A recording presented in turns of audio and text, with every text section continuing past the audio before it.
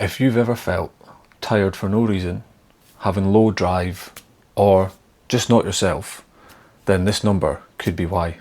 I got my testosterone levels tested, and honestly, the results shocked me. I've been training for over a decade, since I was 16 years old. I eat well, I've got a good lifestyle, but recently my sleep has tanked and I've been feeling just off. Some days I'd wake up full of energy, ready to attack the day, full steam ahead. Other days I just wanted to sleep longer. Most men never get their testosterone tested. They walk around wondering why they feel soft, tired and foggy. And the answer could be that it's just your hormones screaming for help. The test is really simple. I used Manual's testosterone test. They send it out to you within a couple of days. You prick your finger, you draw some blood, you send it off, and I had my results within 48 hours. You should do the test first thing in the morning, after a good night of sleep, and fasted. This will give you the most accurate results. Because your testosterone naturally peaks higher in the morning, if you test yourself after work or in the evenings, you will naturally have a lower level. So you might think something's wrong when it's just a normal thing that happens. With the Manual test kit, they're going to test your free testosterone, your total testosterone, and the sex hormone binding globulin, SHGB. These numbers will help tell you if your lifestyle and your decisions that you're making are either hindering or helping your testosterone levels. So let's just talk about what actually affects your testosterone levels naturally. Sleep is critical for your testosterone levels. This is when they're going to replenish and your body regenerates them. One bad night's sleep can affect your testosterone levels by up to 15%. The best thing you can do is try to get to bed at the same time every night, wake up at the same time every morning, make sure you're getting between 7 and 9 hours sleep. Usually I find the sweet spot for myself is about 7 hours, 7:30. Sleep is essential. This is where our body's going to regenerate and reproduce all the things that it needs to perform at an optimal level. So you should really be prioritising sleep as best as you can. Not just for your testosterone levels, but for your recovery and all other aspects of life, for your energy levels, for everything. To finish on sleep, I'm just going to say you can't out-train a poor recovery habit. Blackout blinds, perfect. Eye masks, perfect. Here's where most guys screw up. Your hormones are literally made up of fat. Testosterone comes from cholesterol. So if your diet is low in fat, then your T levels, your testosterone levels tank. For the last year and a half, I've based my diet prioritising healthy fats and proteins, and I've seen the best results ever, the fastest results. I've become the strongest and the fastest I've ever been in my life, and I'm 29 years old. It's changed everything. My strength, my recovery, and my mood have all improved. And you can do the same. To increase your healthy fats, make sure you're eating beef, eggs, olive oil, real cow butter, nuts, avocados, oily fish. Avoid seed oils, ultra-processed foods, and low-fat diets. The balance is key. Your body still needs carbs, so you should have a balanced diet. Primarily aim for 40% healthy fats, 30% protein, and 30% carbs. This balance will provide you with the best, most optimal nutrition for growing muscle fast. Training, let's talk about training. You should be lifting heavy at least 3 times a week. This is going to naturally increase your testosterone levels as well. But smashing yourself daily with no rest absolutely kills it. There's no point in doing that. Train hard and prioritise recovery. Focus on strength and endurance, not ego lifting. If you've got high stress levels or you're pretty anxious quite a lot, this is also going to lower your testosterone levels. The best thing that you can do is just to slow down, take a breath, write things down, journal, get outside and just relax. Try and lower your cortisol levels, which will help increase your testosterone. Another important factor in your natural testosterone levels is how much body fat you're carrying. The more fat you carry, the more testosterone turns into estrogen. You want to be healthy lean, around 12 to 15% body fat. So to cover what kills testosterone: chronic sleep deprivation, carrying too much excess fat, stress and weak boundaries, junk diets, low protein and low fats, sitting around all day doing nothing, living a sedentary lifestyle. And if that's your life, no supplement on this green earth, on God's green earth, can save you. So let's talk about what actually builds testosterone and what you can do to naturally increase your levels. You're going to lift heavy and move daily. You're going to try and prioritise your sleep, aiming for 7 to 9 hours each night of deep, restful recovery sleep. You're going to eat real foods with enough fats, so like we talked about, beef, eggs, butter, olive oil, all that good stuff. You're going to try lower your stress levels and your anxiety and just try relax and some breathing exercises, get outside, just relax, do whatever you do, whatever you need to do to relax. And lastly, you're just going to live with a little bit of fucking purpose. No lazing about, fucking waiting for something to happen. Just go out there and make it happen. If you want to get in shape, you're going to have to get to the gym, yeah? If it was easy, everybody would do it. It's fucking difficult. But you know what's fucking more difficult? Being a fat, lazy shit. Testosterone thrives when you've got something worth fighting for. Your testosterone isn't just a number. It's feedback from your body about your lifestyle. After the age of 35, your natural testosterone levels will decrease by about 1% every year. There are still things that you can change in your lifestyle to naturally try and increase that or prevent that from dropping as quick as it would. Let's have a look on the manual website and we'll have a look at my test results.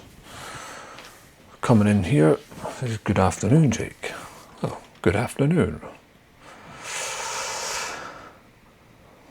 Okay, so we can see here straight away that your testosterone levels are high, which was surprising. I was shocked, to be fair. We come in for a little deeper dive. 46.3. If we take a little more detailed look, we get some ranges. So as we can see, I am towards the top end of what is normally natural, and I obviously don't really understand this. I'm not a doctor. This is the first time I've had my levels tested. So what I done was I screenshotted this and I headed over to ChatGPT, as you do, because that knows everything. And see, and there's the total testosterone level, which is, again, all of it is towards the higher end, which I was just stunned by because I did not expect that to be happening, and I had a poor night's sleep the night before. Maybe it's the coffee that I drank in the morning. So what I'm thinking is I'm going to order another test with a different provider, a different supplier, to see if there's any major differences, because I am very, very intrigued to see this, because I'm a natural. I've never taken steroids in my life. I'm just shocked. I don't drink. I've not drank for 6 months. I don't smoke. I eat healthy and I exercise 5 or 6 times a week. I'm in the gym for about 5 hours lifting weights every week, 4 or 5 hours. So I mean, I do live a high testosterone lifestyle. I just didn't expect it to be that high. But hey, I suppose it's a good thing. But let's jump into ChatGPT and have a look at what that told me. So here we are in ChatGPT. I uploaded the results and this is what it came back with. So my total testosterone levels are 42.2, which is high. Normal male range is usually around 8 to 30. So mine is well above average, which means my body is producing more testosterone than most men. Isn't a problem. And then free testosterone. This is the testosterone that is the active portion, not bound to proteins. The healthy range is usually 0.225 to 0.801. So I'm towards the higher end of what is healthy. So that is good. SHGB binds to testosterone, which reduces the amount of free usable testosterone. Normal range is roughly 18 to 40, and mine is sitting at 55.3. High testosterone on its own isn't usually a problem unless you're experiencing symptoms. Hair loss, well, I've had this hairline since I was about 16-year-old, so I think that explains it. Basically, so the takeaway here is your testosterone system is working strongly, not weakly, which obviously I'm happy about. But I was still curious, so I asked a further question. Would these results indicate natural or enhanced? Because people at work have been accusing me of taking steroids, and people in the past have accused it, but obviously if I have naturally high levels of testosterone, I'm going to progress much faster than a normal person. It's also one of the best compliments you can get as a natural. So, natural ranges. 42 is way above average. It's not impossible naturally, but it's uncommon. On anabolic steroids, or TRT, you often see sky-high total testosterone with a very low SHGB. Both of mine are high, which is more consistent with natural physiology, not enhanced. So what does this suggest? Most likely natural. I am fucking natural, let me tell you that. So then I asked that what kind of lifestyle would provide results like these. Training consistent strength, 3 to 6 times a week, which I do. Nutrition, adequate calories and proteins, moderate fat intake. My diet is primarily fat based, around 40 to 50% of my diet is fats, healthy fats, then protein, then carbohydrates. Sleep is where I struggle with the most. I'm usually getting around 6.5 to 7 hours sleep. Let's jump into Garmin Connect and we'll have a look at that. So we'll go the past 7 days. I'll have a little look. So my average sleep score is 70. Average duration, 6 hours and 34 minutes. With average sleep needed, 8 hours and 12 minutes. Sleep consistency, so usually, it's crazy that. Average bedtime, 9:23 p.m. Average wake time, 4:25 a.m. And that's over the past 7 days. So we can see here I've had one good night sleep, one poor night, the rest all fair. So we can see I don't really sleep that well.